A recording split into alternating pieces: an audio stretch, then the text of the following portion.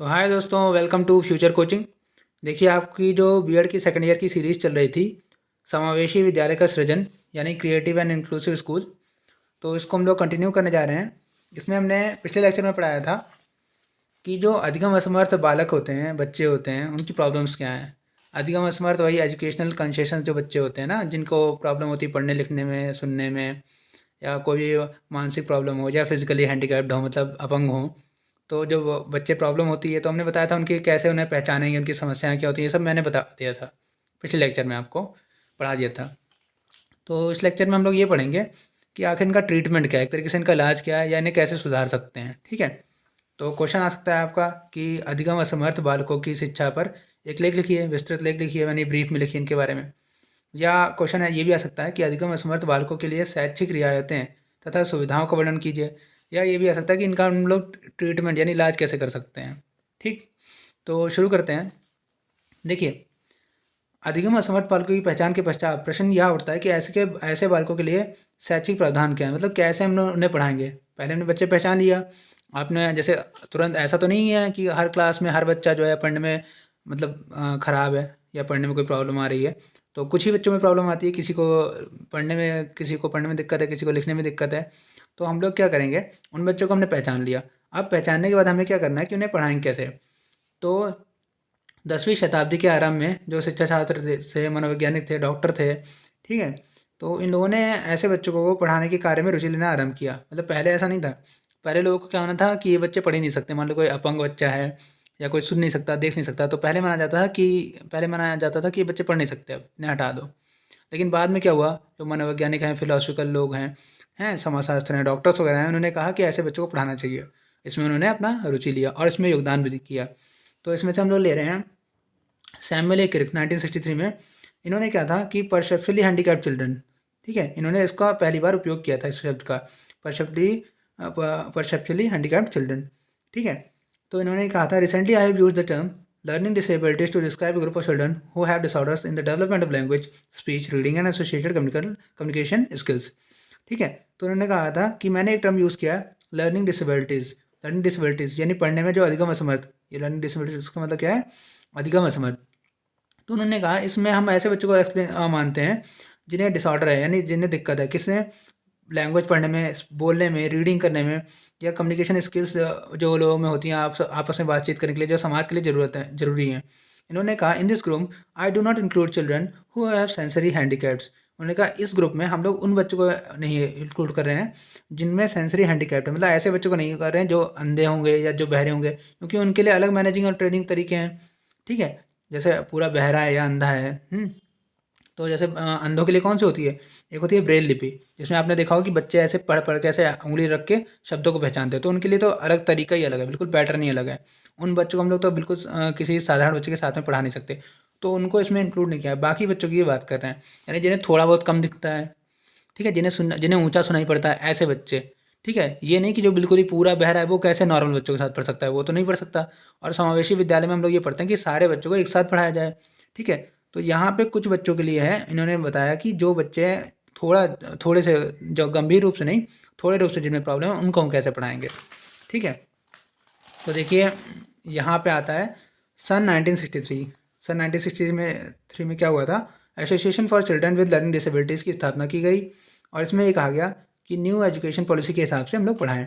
तो देखिए, आपको ये पॉइंट ध्यान रखने, देखिए पॉइंट जरूर ध्यान रखने हैं। ये जो पॉइंट मैं बताऊंगा ये जरूर ध्यान रखें, ये आप ध्यान रखेंगे तो आप खुद खुद भी इन पे कुछ लाइनें लिख सकते हैं। अगर मान लीजिए जो मैं बता रहा हूँ वो आप भूल भी गए, तब भी अगर आपको पॉइंट याद है तो आप अपने मन से लिख सकते हैं। जैसे पहला पॉइंट है अलग विद्यालय, सेपरेट स्कूल।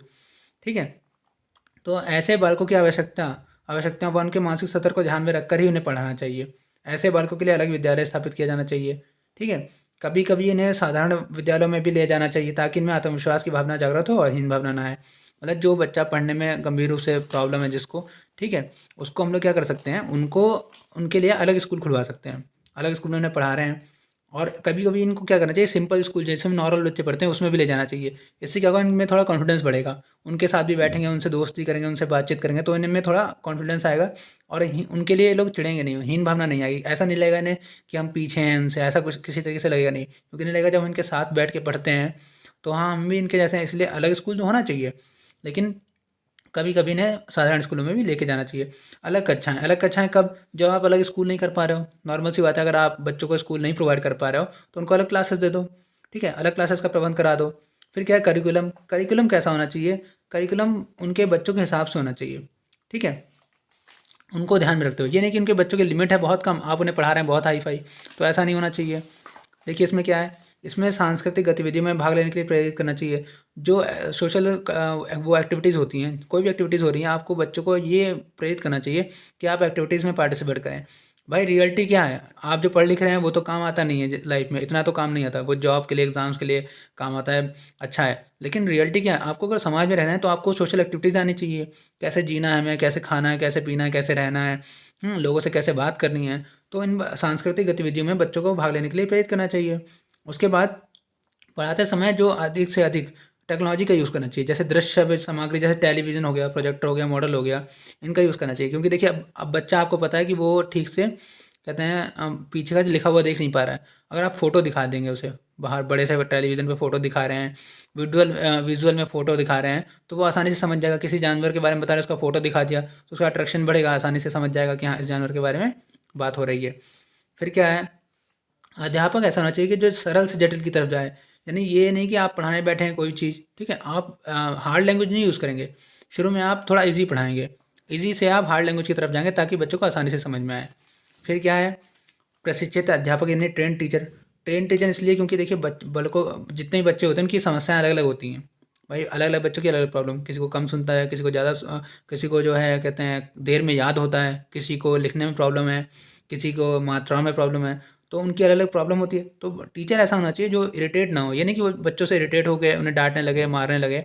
वो इन बच्चों को समझे और उनके अलग-अलग बच्चों को, जैसे उसने क्या किया, बच्चे पहचान लिए कि इन बच्चों को लिखने में प्रॉब्लम है, इन बच्चों को रीडिंग करने में प्रॉब्लम है। उन्होंने उन बच्चों का अलग-अलग छोटे-छोटे समूह बना दिया और उसके हिसाब से उन्हें शिक्षा दे दी। तो आसानी से बच्चे पढ़ लेंगे। फिर क्या है देखिए, वर्तनी, स्पेलिंग्स। अब जो ऐसे बच्चे होते हैं जो अपंग मतलब अधिगम असमर्थ होते हैं, तो उन्हें स्पेलिंग्स में, अर्थमेटिक में प्रॉब्लम बहुत आती है। तो इसका बार-बार कंटिन्यूअस इनको जो है इसका प्रयास कराना चाहिए, बुक वर्क कराना चाहिए इन्हें, ठीक है? अगर गणित में कमज़ोर है तो कैलकुलेटर, कीबोर्ड, कंप्यूटर वगैरह यूज़ कराना चाहिए और बार-बार इन्हें समझाना चाहिए कि ऐसे यूज़ करिए, प्रैक्टिस करानी चाहिए।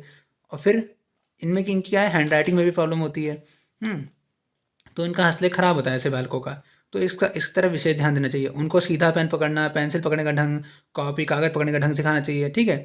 और बुक वर्क से आप हैंडराइटिंग भी सही कर सकते हैं किसी बच्चे की और स्पेलिंग्स भी सही कर सकते हैं, ठीक है? अक्षरों की लंबाई चौड़ाई पता होनी चाहिए उन्हें। ये नहीं कि कोई अक्षर बहुत बड़ा बना रहे हैं, कोई पड़ोस वाला छोटा बना रहे हैं, ऐसा नहीं। जैसे ये अक्षर बराबर हैं, जैसे छा, ओ की मात्रा, टा और बड़ा आ, ये सब बराबर हैं। तो ये बच्चे ऐसा ही बनाने की कोशिश करें, उन्हें ऐसा समझाना चाहिए। ये नहीं कि छा बहुत बड़ा बना दिया, आ की मात्रा छोटी सी लगा दी। फिर रोल ऑफ टीचर बहुत इंपॉर्टेंट है। भाई बच्चों को पढ़ाने के टाइम बहुत सारी प्रॉब्लम्स आती हैं, टीचर के लिए इतना आसान नहीं होता, ठीक है? सभी बच्चों की परेशानियाँ, आवश्यकताएं अलग अलग होती हैं। भाई बच्चा चाहता कुछ और है, उसकी प्रॉब्लम कुछ और है, ठीक है? तो उन पर व्यक्तिगत ध्यान देना पड़ता है, ठीक? अध्यापक को चाहिए कि ऐसे बालकों का आत्मविश्वास बढ़ाए। उनका आत्मविश्वास, बच्चों का कॉन्फिडेंस बढ़ाना बहुत ज़रूरी है। अगर आप कॉन्फिडेंस नहीं बढ़ाएंगे तो बच्चा आगे काम नहीं कर पाएगा ठीक से। बच्चा अपने हिसाब से काम, अगर उसे आप बार-बार डाँटेंगे, फटकारेंगे, कहेंगे तुम पीछे रहते हो, तो उसको जितना आता होगा वो भी भूल जाएगा। आपको उसे कॉन्फिडेंस बढ़ाना पड़ेगा, उसको समझाना पड़ेगा कि हाँ बेटा, आप जो है ये चीज़ कर सकते हो, ये आपके बस में है। हुँ। फिर कक्षा-कक्ष में होने वाली गतिविधियों के लिए प्रेरित करना चाहिए। बच्चों को शाबाशी देनी चाहिए। देखिए शाबाशी जब किसी को मिलती है, आप भी सोचिए, आप कोई काम कर रहे हैं, आप उसका रिज़ल्ट नहीं मिल रहा तो क्या फ़ायदा? आप एक टाइम पे आके बोर हो जाएँगे। लेकिन अगर आपको रिज़ल्ट अच्छा मिल गया, शाबाशी मिल गई, नाम मिल गया, तो आप खुश हो जाएँगे और उस काम को दोबारा से अच्छे से करने की कोशिश करेंगे। फिर एनवायरनमेंट। भाई मनुष्य के जीवन में प्रत्यक्ष या अप्रत्यक्ष रूप से प्रभाव ज़रूर पड़ता है एनवायरनमेंट का। घर कैसा है, आपका समाज कैसा है, उसका प्रभाव ज़रूर पड़ेगा। अगर आपके घरवाले किसी चीज़ में अच्छे हैं, तो आप भी उसमें अच्छा होने की कोशिश करेंगे। और भाई यही सब चीज़ें हैं। तो एनवायरनमेंट बच्चों का कैसा है उस पे ध्यान देना चाहिए, ठीक है? स्कूल का वातावरण ऐसा होना चाहिए, क्लास का वातावरण ऐसा होना चाहिए कि जो है बच्चों में अच्छा पॉजिटिव चीज़ें आएँ। उन्हें छोटी-छोटी बातों पे डाँटने की बजाय उन्हें पॉजिटिव चीज़, सकारात्मक दृष्टिकोण दिखाना चाहिए। तो इस वीडियो में इतना ही। Thank you. अगर आपको वीडियो अच्छी लगी हो तो चैनल सब्सक्राइब कर दीजिएगा और बीएड फर्स्ट ईयर की वीडियोज़ भी मैं 2-4 दिन से डालने वाला हूँ। Thank you.